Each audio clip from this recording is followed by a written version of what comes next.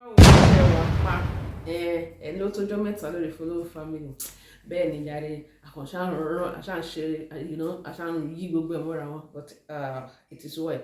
Èní a fẹ́ ṣe ìkànnà ẹsẹ̀ wa okay so ká ló máa spend much more money olódà àwọn tó ń ṣe ìkànnà so now ìmọ̀ wá ṣo yín bí mo ṣe máa ń ṣe bí mo ṣe máa ń fix ìkànnà mi fúnra mi ní o bí mo ṣe máa ń fix ìkànnà ẹsẹ̀ mi fúnra mi okay ó yá nà yín náà wà lọ́wọ́ very easy and simple ẹ ti rẹ́sẹ̀ nu ẹ ti di bó ṣe rí for the first time eléyìí ṣe rí eléyìí bó ṣe wà yìí òkànnà yìí ó ti lé ní 2 months bó ṣe wà yìí mi ò yọ eléyìí fúnra mi mò ń fọwọ́ yọ ẹ̀rí ìkànnì eléyìí ti gùn ju ra wọn lọ then this one mi ti yọ mo ṣe máa yọ fún yín ní lẹ́nìí so màá wá fix another one so let's go now. Ẹ̀yin tẹ́ bá ti subscribe sí Follow Family ẹ má miss o ẹ bá wa like ẹ bá wa share ẹ follow wa ní Facebook ẹ follow wa ní YouTube so that anything tá bá mú wá fún yín back to back ẹ̀yin náà ṣe kí ni máa wà current pẹ̀lú ẹ̀ so ó yá ẹ ti rí pé mo ti fẹsẹ̀ mi hàn yín ó yá ẹ jẹ́ ká wá lọ ṣe ẹ̀rí bó ṣe máa ṣe kí n tó ṣe máa pump Christmas ti ń bọ̀ so you have to be clean your body clean so yeah let's go. So guys, ibi báyìí mo ní láti ṣe voice over sí ibi báyìí ni because I don't want to take you guys time. Ibi báyìí mo ti fi hàn wá lẹ́ẹ̀kan ibi tí mo ti ń yọ àwọn ìkànnà tó ti wà lẹ́sẹ̀ mi fún 2 months. So then mo ní láti gé máa kọ́ yẹ ìkànnà yẹn mo gé kúrò then mo wá file ẹ máa rí kíní file tí mo fi file so that a lè clean so that ká tó lè àti rí bẹ́ẹ̀ yẹn kíní máa ṣí yẹn lélẹ̀ máa fi kíní títì yẹn sí then ma file so bá ti fi file bẹ́ẹ̀ then the next processing so then a máa ṣe lọ díẹ̀díẹ̀ so òun lẹ̀ wò tí mò ń file yẹn òun file má nìkan náà yẹn ìgbà táwọn gbá bọ̀ nìyẹn so ẹ̀yin èèyàn mi ẹ ti rí bẹ́ẹ̀ yẹn mo ti file kan náà yẹn jẹ́jẹ́ jàre ẹ má dáhùn mò ń fojú mi hàn yín pé ṣé ti rójú mi mo wà ń bí o mo sá lọ so òun lẹ̀ wò yẹn mo ti file ẹ̀ tán so then mo wá lo wiper kí n fi clean ẹ̀ pẹ̀lú máa fi hàn yín ní ìsìn ó dà pé mo ti gbàgbé orúkọ ẹ̀ ó dà pé mo show ẹ̀ síbẹ̀ eléyìí ni téèyàn bá fẹ́ remove ìkànnà yẹn remove àwọn paint yẹn lọ́wọ́ okay mo gbé sẹ́gbẹ̀ẹ́ kan so mo wá lo eléyìí mo ti gbàgbé orúkọ ẹ̀ mi ti rí dáadáa gan sef it is well so mo ṣáà lo eléyìí ṣá òun mo wá fi clean àwọn ìdọ̀tí gbogbo àwọn ìdọ̀tí tó bá wà nínú ìkànnà yẹn tẹ́ ṣe file ẹ̀tọ́ yẹn so òun ni mo fi clean ẹ̀ bẹ́ẹ̀ yẹn ṣáà rí mo ṣe ń clean mo ṣáà ti bọ̀ náà mo ṣáà ti jáde ṣáà ní láti clean gbogbo ẹ̀ kó lè clean so that ìkànnà yẹn á lè dúró síbẹ̀ á lè dúró dáadáa nítorí so mo ń try to sọ pé eléyìí o ẹ máa ní láti gbélé ìṣẹ́gbẹ́ kan o tẹ́ bá fẹ́ yọ ìkànnà ni o so mo ṣáà ń nu eléyìí mo ṣáà fi eléyìí nù lọ mo ṣáà nù lọ mi fẹ́ kí fídíò yìí gùn lọ títí òun ló jẹ́ kí n máa ṣe voice over sí kí n fast forward dé bóyá tá a bá fẹ́ ṣe mí a ò lè fi ṣe live stream gbà yẹn ni so mo ti nu ìkànnà yẹn tán o ẹ má dé ìkànnà yẹn lóògbà táwọn play ball òun nìyẹn ìkànnà tí mò ń nù yẹn bí ìkànnà ṣe fòyọ nìyẹn o wá ṣe ń play ball o guys ìgbà tí ìkànnà ìfòyọ wàláì mi ò lè rìn mo fọwọ́ di kíní mú kiri ni so base coat nìyẹn tá máa fi sí tá máa kọ́kọ́ lé ó máa dàbí foundation bí foundation sí ojú tẹ́ bá fẹ́ kun ojú so òun ni wọ́n á kọ́ fi sí bẹ́ẹ̀ yẹn ẹ máa wò ẹ tẹ̀lé bẹ́ẹ̀ yẹn àwọn á fi sí wá ti gbé sí ó yá nà àwọn ilé ẹ lè ríra l'Amazon ẹ lè ríra ní Temo ẹ lè ríra ní Shine ṣé ti yé yín ẹ lè ríra ní ẹ lè ríra níbo lẹ́tọ́ ní íńtánẹ́ẹ̀tì kíní wo ló tún wà ẹ ṣáà lè ríra anywhere ṣá anywhere anyhow ẹ ṣáà máa rí so mo dé àti fi base coat yẹn sí so tí n bá ti fi sí bẹ́ẹ̀ yẹn màá gbé sínú lamp yẹn nail lamp yẹn so màá fi sí bíi 30 seconds a lè dry there so ká tó máa bẹ̀rẹ̀ gbogbo sẹ̀rẹ̀rẹ̀ wa lọ ẹ ti rí ohun mò ń try àti fi sí yẹn ẹ ti rí mo ti gbé sí ẹ ti rí 30 seconds ní péré kò pọ̀ jù rárá so mò ń try àti ṣe kejì gẹ́lẹ́ tó gbẹ kí n lè ṣe kejì ó ti sáré wá sọ gbẹ tọ́dí sí ẹ máa wò ó ẹ ti rí bẹ́ẹ̀ yẹn kí n tó ṣe kejì gan kan tán gan eléyìí ti ṣe tán tiẹ̀ mo ya fílẹ̀ mo ní ìwọ́de ló mọ̀ jáde. mo ráyè yẹn. So ìkejì náà mo rárá ń fi kíní sí yìí o so that a lè hold gbogbo àwọn kíní tí a bá fẹ́ fi sí yẹn. Strong, ṣé strong ni ṣá? No. Thick this thing láti pé mo máa fi hàn wá. So òun mo máa fi sí kíní yẹn ó wà okay gan. Kò ní jẹ́ ẹ máa wọn nail gel yẹn the stick one. Ó wà okay gan, in fact òun mò ń lò nísìn. Ṣé ra àwọn ti tẹ́lẹ̀ tó máa ń dàbí super glue tó máa eléyìí mò ń lò. Àwọn tó wà di super glue gbogbo ọwọ́ yín máa kún ni ó máa gan mọ́ yín lọ́wọ́, gbogbo ọwọ́ yín máa rí bálabàla, but àgbà tí mo ti find out eléyìí báyìí, wow. Mo yà ń lò lọ jẹ́jẹ́ mi. So mo wá ra ìkan lórí Temu, so mo wá kó yẹn papọ̀ torí kíkì báyìí lọ́dì. Mo ṣe kó papọ̀ ni mo yà yọ́ lẹ́yọ kọ̀ọ̀kan. Mo yà kó sínú ibi báyìí. Má jò ṣòfò torí táwọn ọmọ bá máa fi ṣeré ní tiri. Very thick and ó wà okay gan, ó dẹ̀ máa ń tètè dry. So ọmọ try àti ọmọ ṣáà ń ṣe ẹmọ ẹ ti máa wọ èèyàn wa náà. A ní fẹ́ kí kankan waste inú ẹ̀. A ṣáà ń fàjọ mọ́ra wọn kó lè ṣáà jẹra wọn ṣá. So mo tún balance ìdí mi o níjẹ́ jókòó dáadáa.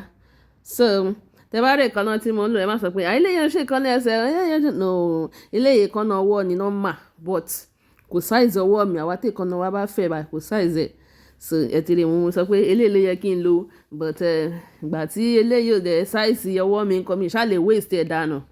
Okay now nothing must waste now, you know. So ẹ ti rí pé mo fi hàn yín. So òun ni mo wá fi sí, ẹ ti rí bẹ́ẹ̀ yẹn. Mo rárá ń lẹ̀ mọ́ bẹ́ẹ̀ yẹn, rárá fi sí bẹ́ẹ̀ yẹn kó rárá máa ṣe kíni kó máa mẹ́lò lọ. Oya now, let's go. Use it for your leg. Is it not to show you? So this one is perfect. This one also is perfect. Ẹ ti rí bẹ́ẹ̀ yẹn. Okay. Then it's now pín. This one is perfect for this. Ẹ ti rí bẹ́ẹ̀. So I'll just be picking it one after the other, okay? So let me just put this there. So I'm going to show you side your corner. Side. Okay, you cannot be doing it like So let me keep this one here. So then we'll first shake it. Shake it.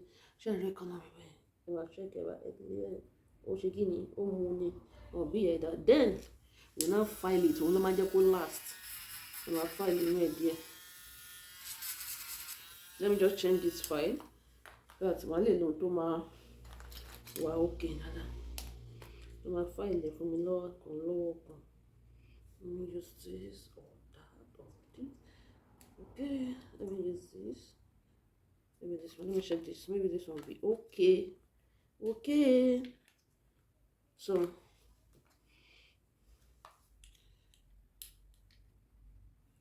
yeah. So I got my file in the work for me. Fast. Okay. So only mo ní láti file àwọn ìkànnà yẹn so that a lè jẹ́ kó stick sínú ẹ̀ dáadáa. Ẹ ti rí òun mo fi hàn wá yẹn. Ẹ ti rí bẹ́ẹ̀ yẹn ti lẹ̀ mọ́ kíní paper tó fi cover orí ẹ̀. So mo ní láti yọ kúrò, excuse me. Wọ́n wá gbé yẹn sẹ́gbẹ̀ẹ́ kan pé okay jẹ́ kí n lo eléyìí tí mo rà ní Temu yìí. Ẹ ti rí òun mo fi hàn wá yẹn. Very thick. Ó dẹ̀ máa ń tètè dry. Ẹ ti rí màá wá lẹ̀ mọ́ ìkànnà yẹn bẹ́ẹ̀ yẹn. Tí bá ti lẹ̀ mọ́, so màá wá lo small lamp yẹn. Òun ni màá lò so that màá lè fi di ìkànnà yẹn mú jẹ́jẹ́ bó ṣe wà yẹn. Mo lérò pé ẹ̀yin náà rí, ẹ̀yin tẹ́ bá ti subscribe sí Follow Family, ẹ bá wa subscribe sí Follow Family. Ẹ bá wa like, ẹ bá wa share, ẹ bá wa comment now. So bó ṣe jẹ́ nìyẹn. Okay, let's do it like this. Ẹni tó bá ti comment sí under post yìí tí mo fẹ́ máa ṣe yìí, under video yìí, either Facebook or YouTube. Then tẹ́ bá ti share, ẹni tó bá ti share video yìí tó tún comment tí mo rí comment kó mọ̀ pé òun máa gba nǹkan Christmas. Ẹ jẹ́ ká ṣe bẹ́ẹ̀ yẹn. So tí mo rí pé o share ní o. So just share it. Then put your comment, then put your account number there. So bí a ṣe máa ṣe eléyìí nìyẹn. So tẹ bá ti lè bá wa share ẹ bá wa share sí inú group yín like 10 group or let me say 10 times. Yeah, then put your account number, then kó comment pé o ti share sí o ti share like 10 times. Yes, ẹ jẹ́ kí n lò bẹ́ẹ̀ yẹn. So wọ́n ṣe jẹ́ nìyẹn, ẹ ti rí bẹ́ẹ̀ yẹn. Mo fẹ́ fi kíní clip yẹn dì mú ni mo rí pé clip eléyìí ò lè ṣiṣẹ́ kẹ̀. Wọ́n ní wá clip jọ dúró sẹ́gbẹ́ kan jàre, jẹ́ kí n máa lo ọwọ́ mi jẹ́jẹ́jẹ́jẹ́. So mo ṣe ara ń lo ọwọ́ mi, mo yà fi dì mú. So téèyàn bá fẹ́ jẹ́ kí èékánná èèyàn wà perfect, lamp kékeré èèyàn kan ṣáà lẹ́gẹ̀ẹ́. Ó pé oríṣiríṣi àwọn kan wà tó dàbí irú àwọn lamp tó máa ń lò láyé àtijọ́ yẹn tó máa fi ń ka ìwé yẹn tó máa ga báyìí, máa curve orí ẹ̀ báyìí. Àwọn míì wà bẹ́ẹ̀, àwọn míì wà bí bírò, bí pen. So òun mo fi hàn yín yẹn. So bí mo ṣe máa ṣe gbogbo ẹ̀ nìyẹn àti eléyìí o àti kejì yẹn náà. So ẹ ti rí, mo ṣáà rà ṣe díẹ̀. Nǹkan tó wà bẹ́ẹ̀ ni pé bó ṣe wà yìí nísìn. Ṣé mọ̀ téèyàn bá ti mọ nǹkan ṣe, or kì í sọ pé téèyàn bá at least ìwọ ló ń ṣe nǹkan fúnra rẹ̀, kì í ṣe pé ó fẹ́ lọ fowó ṣe. Ní bá ti ṣe báyẹn máa dàbí pé kíní yìí ti tọ́sẹ̀ méjì o, máa ti dájú kí náà pé kíní yìí ti tọ́sẹ̀ méjì. Mi wà kò tí ì jọ̀sẹ̀ kan lọ. Á tún dàbí pé kí n yọ́ dànù kí n tún fi mí sí. So bó ṣe máa ń rí nìyẹn. So but I just pray kí n máa yọ eléyìí ṣá.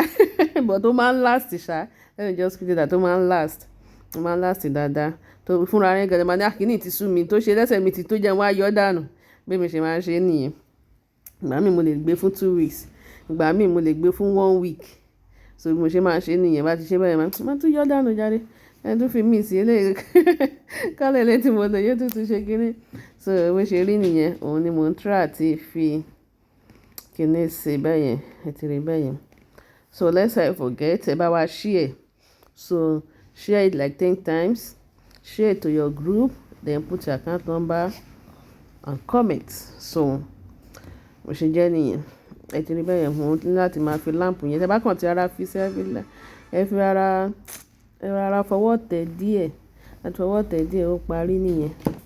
Mo ń try àti file eléyìí náà. So when we are doing this, we should be doing this as well. So nǹkan tá à ń ṣe ń bẹ̀ ọ́ ní ìwọ̀n. Mo dẹ̀ kí gbogbo wa yí pé à fi ayọ̀ ṣọdún, ọdún ayọ̀ la máa ṣe o. Ohun tí a ò rò kò ní bá ohun tí à ń rò kò ní bàjẹ́ o. Ṣé wá rọ́dún tuntun sáwọn olóòkan yìí, ọdún ayọ̀ ló máa jẹ́ fún ẹnì kankan wa, fún àwa àti fún ẹ̀yin náà. So ohun mo ṣáà ń gbé sí pé kó lè balance jàre. Mo ṣáà gbé ẹ ti rí bẹ́yẹn. Mo ń fi sí ìfọwọ́ tẹ̀ pé ìwọ kíní ṣe kíá.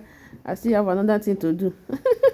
Normally kíní yìí, èékánná tí mo ṣe yìí, at least tó bá fẹ́ ṣe for the beginning, o lè lo 2 hours mi lè parọ́ fún ẹ because o máa wo báwo ló ṣe fẹ́ ṣe position wo ló fẹ́ jókòó sí nígbà kan. But tó bá ti mọ̀ ọ́ ṣe tán, o lè lo ju less than 1 hour lọ. So ṣe rí nìyẹn. Ẹlẹ́mìí máa ní mi ò lè ráyè, mi ṣé mi ráyè mo lè lu 1 hour lẹ́ no 1 hour tó fi ń tẹ fóònù, tó fi jókòó ti fóònù yẹn wà á ti ṣe nǹkan tó fẹ́ ṣe tán. So èékánná yìí mo fi ń hàn yín o, tá fi play ball tó yọ dànù. So màá kọ́kọ́ mú thick gel yẹn, màá kọ́kọ́ fi sórí ẹ̀.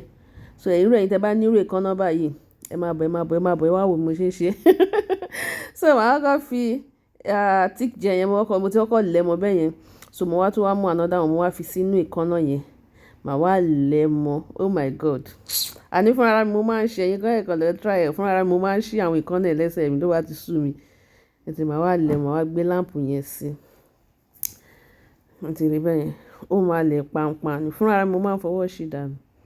A ní tó ṣe ti tó. Ní tó ṣe náà tó. Wá máa lọ jẹ́ kí mi tún wọlé.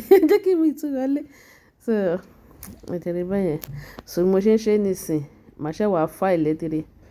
Mo máa file ìsàlẹ̀ yẹn so that tẹ bá ti file bẹ́yẹn, tẹ bá fọwọ́ sí, ẹ rí pé tó bá ti lè smooth pẹ̀lú skin yín, ó ti wà okay nìyẹn. Tí ó bá ti smooth pẹ̀lú skin yín, tẹ bá ti fọwọ́ sí bẹ́yẹn, kò tí ì ṣe dáadáa ni. So you have to file it so that it will make it perfect, you know. So gẹ́gẹ́ mo ṣe sọ tẹ́lẹ̀ náà, mo kì í ṣe professional but at least I can still do my own na àbí na. So bó ṣe jẹ́ nìyẹn òun náà lẹ́ ń wò yẹn tí mo ń tún àti fáìlì ẹ̀ ìmọ̀ fáìlì ọ̀hún ní màá ní kọ́ ọ̀tí ẹ̀ ní ìyá ẹ̀ẹ́dẹ́gbẹ́ ẹ̀rẹ̀ lẹ́yìn ṣe kíní kan ẹ̀ tí mo fáìlì yẹn máa kọ́ ọ̀tí ẹ̀ máa wọrí ẹ̀ ní sùúrù ìmọ̀ kọ́ ọ̀tẹ̀ so mo kọ́kọ́ fáìlì ẹ̀ náà máa fáìlì ẹ̀ tó máa rán mọ́ skin mi tó yẹ pé tí n bá fọwọ́ sí ó máa smooth mọ́ skin so òun ni mò ń try àti ṣe bẹ́ẹ̀ yẹn ṣe tẹrẹ bẹ́ẹ̀ yẹn so mo ṣàrà ṣe díẹ̀ ìwọ tó bá wù pé kó o ṣe well you can do it but you cannot don't know to do it. You want to go to salon, blah, blah, blah, blah. You can go, you're free to go. You have your money, you can do it by yourself. So no problem, As in, but she Johnny, salon, you can go. But for me, why should I go to salon and be doing my nail and be spending 80 euro, 70 euro for my nail? Why? No. But I joke with body sashini, as in, mo ra gbogbo àwọn kan tó fi ń ṣe yẹn mo ṣe yà ó yà lọ wo bí wọ́n ṣe ń ṣe lórí internet bí mo náà ṣe bẹ̀rẹ̀ nìyẹn at the first time náà ó kọ́kọ́ hard there but mo relent mo ní no I must do it I must do this thing mi ò lè má fi ọmọdé má bèrè lọ́wọ́ ọ̀rẹ́ mi ẹ̀ lè fi ṣe 170 euro tí mo ti ń kọ̀ tẹ̀ 70 euro tí ẹ̀ wọ́n ní èmi 80,000 naira kí wọ́n lọ fi ṣe kánná níbo abeg let me learn by myself mo ṣe yà ń ṣe fúnra mi nìyẹn àwọn tó máa ṣe fún yàn gan èmi lè má last àwọn mi lè last too àwọn mi lè má last then number 2 gbogbo àwọn nǹkan tó ń lò bẹ́ẹ̀ object tó ń lò àwọn mi wọ́n máa clean ni àwọn mi wọ́n lè má clean ni to be in the safer side I think it's good to be doing this thing by yourself but to be a safer side in the other way if you can buy all this thing file if you can buy it then àwọn tó fi mo fi ń gé kan náà if you can buy it then tó bá fẹ́ lọ ṣe kán náà ó lè kó dání kókó fún wọn kán bẹ́ẹ̀ kán lòun tó kó wá yes so just to be in the safer side so I think it's good to do it by yourself so mo fáìlì yẹn fáìlì gbogbo ẹ̀ pé kó smooth Christmas ti dé náà ká ṣe ìkànnà Christmas meanwhile ṣe ń bọ̀ fún tọwọ́ ẹ má worry very soon tọwọ́ yẹn ló máa ṣe kí ló máa pọ́ǹpì ẹ má worry gbọ́dọ̀ àwọn máa ṣe fún wa at least learn how to do something by yourself. Europe lawa. Before you say you want to do this, you want to do this, you want to do that. By the time you do this, you do that. Money titan. Abẹ́ money, èlò là ń gbà ní salary. Ó dàgbà tẹ̀ gba 1.5, ẹ gba 2.5. Gbà lọ́wọ́ gba 2.5 tó ti fi bí 80 euro ṣe kọ́nà ẹsẹ̀ nìkan. So that's why I say you have to learn it by yourself. Mo ti ṣe yẹn tán bẹ́ẹ̀ yẹn máa tún gbé síbẹ̀ 60 seconds mo gbé sí yẹn kò fi gan díẹ̀. So tó bá ti gan bẹ́ẹ̀ yẹn ti rí Christmas paint yá now let's go ẹ ti rí bẹ́ẹ̀ yẹn mo fi hàn yẹn Christmas paint nìyẹn mo ṣe rí àwọn ní Christmas paint lélẹ̀ let me just take it jare and use it actually I can use another one tó wà quality than this I will say that so because torí pé lè jẹ́ Christmas one ló jẹ́ kí n choose eléyìí so mo ní kan tó jẹ́ pé máa fi kíní bí magnet máa control ẹ̀ báyìí àwọn tó bá ti yé ló ti yé if you don't know you forget about it so bó ṣe jẹ́ nìyẹn so ẹ ti rí so nígbà tí mo fi kọ́nà yẹn sí mo wá fi base coat sí again so that a lè hold paint yẹn dáadáa ẹ má sọ fún mi pé àgbà tí mo try ẹ kò ṣiṣẹ́ follow family bla bla bla bla but no one be tó bá wo bí mo ṣe ṣe dáadáa you go get am so òun nìyẹn mo ti fi àwọn ilé ọwọ́ mi ti dànù mo jẹ́ ìṣàjà ó bẹ́ẹ̀ gẹ́ fílẹ̀ jáde so mi láti fílẹ̀ nìyẹn ẹ tẹ́lẹ̀ bẹ́ẹ̀ so ìgbà tí mo ti fi base coat sí mo ti dry ẹ̀ díẹ̀ so mo ṣe wá ń gbé paint yẹn sí at least màá sì gbé sí fún bíi méjì yes 2 times so mo ṣe jẹ́ nìyẹn.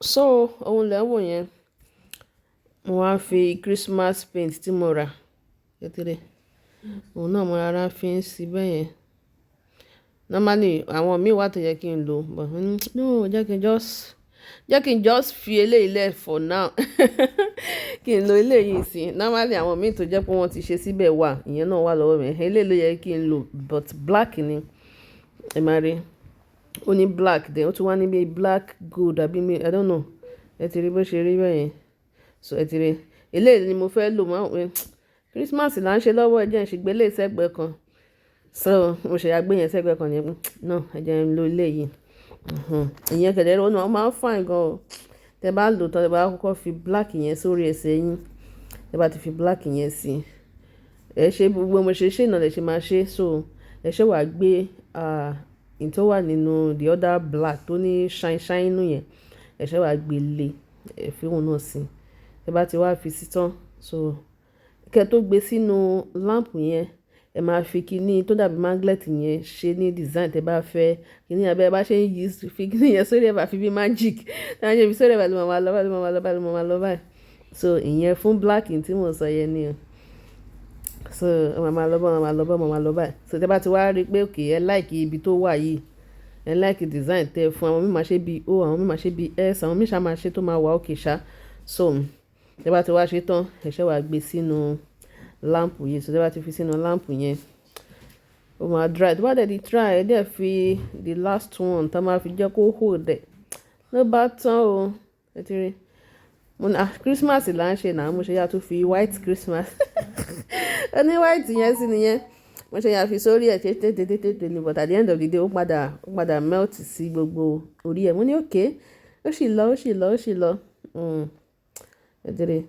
So nǹkan tó ṣẹlẹ̀ ń bì ní pé ti Christmas yẹn 30 seconds mo fi sí, 10 seconds mo fi sí. Ó yẹ kí n fi sí bí 30 seconds so that a lè jẹ́ kí white yẹn kó dúró lé bí mo ṣe fi point yẹn, but unfortunately kò lè dúró ń bẹ̀.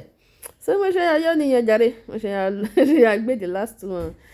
No cause kíní kan àbí kí lórúkọ ẹ̀ bí wọ́n ti gbé jàre. So mo ṣe yà fi yẹn sí nìyẹn, mo ti parí iṣẹ́ yẹn tiẹ̀ nìyẹn. So ìyẹn ti dúró gẹ́gẹ́. Christmas ti ṣe rẹ̀. Ó yá wá sọ fún mi pé I no use 80 euro do this thing. Ó yá can't tell me now. Lè ní 80 euro kan kò wá perfect. Èmi náà mọ̀ pé kò perfect, but at least I did by myself. I no spend 80 euro do ana. So today mo file the second one yẹn lẹ̀. Ìkànnì ẹsẹ̀ kejì mo try ti file lẹ̀. So normally tẹ́ bá fẹ́ ṣe ìkànnà yìí, ẹ ní láti lo sun cream. Ẹ máa fi sí ẹsẹ̀ yín to prevent your leg, you know. So but sun cream mo wá tì, at least méjì mo ní o, mo wá tì. Mo wá tì inú ilé mo yá ní abeg tí ń bá rí lẹ́ni máa rí next time. So mo ṣe yàrá lo ẹsẹ̀ mi bẹ́ẹ̀. Normal máa kọ́kọ́ fi sun cream yẹn ra ẹsẹ̀ yẹn. Má ti fi pa ẹni tí tẹ́ bá ń ṣe ẹ̀ ní fìlẹ̀ bóyá ó hot ní àbó ṣe kíní mi wà kí n tẹ́ ṣe pé ó hot bẹ́yẹn náà. So mo ṣe jẹ́ nìyẹn ti rí. Mo ṣáà ń gbé sí o kó lè gbẹ. Màá tẹ̀lé kíní. I think I press it like 60 seconds àbí 90 seconds. I don't even know. So bó ṣe nìyẹn ti rí. Mo fọwọ́ kàn yẹn pé eléyìí ti gbẹ o. Àti parí eléyìí o. Eléyìí nísìnyí nail oil ló ń pè. Àwa fi sí alẹ́ jẹ́ kó máa shine bọ̀bọ̀. So ohun mò ń ṣe yẹn. So ohun mò ń ṣe yìí. Nítorí bẹ́ẹ̀ mo ti parí ẹ̀. Ó ti tán just like that, but normally tó bá fẹ́ ṣe for the first time you have to. So this is the finishing of my leg. Ó yá sọ fún mi bóyá mo lọ salon àbí mo lọ salon. Nítorí bẹ́ẹ̀. So let me just remove my from this. Okay. See the finishing now. Ṣé mo try? Ta ló máa rí mi ní ìsìnkú máa sọ pé okay o. Mi lọ ṣe lọ́dọ̀ àwọn tó máa fix kan náà. Ṣé ti rí bẹ́ẹ̀? So this is it guys. Ẹ̀yà náà.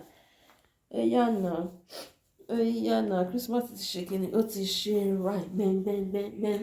So guys, ẹ bá wa like, ẹ bá wa share, ẹ bá wa comment ẹ̀rí kí ni mo ti sẹ́ ẹ bá wa comment sórí followers family. Títí tá tó máa pàdé àdẹ̀kù ìmọ̀ra ọdún àbáwáláyọ̀ àti àlàáfíà. See you next time. Ó dàbọ̀.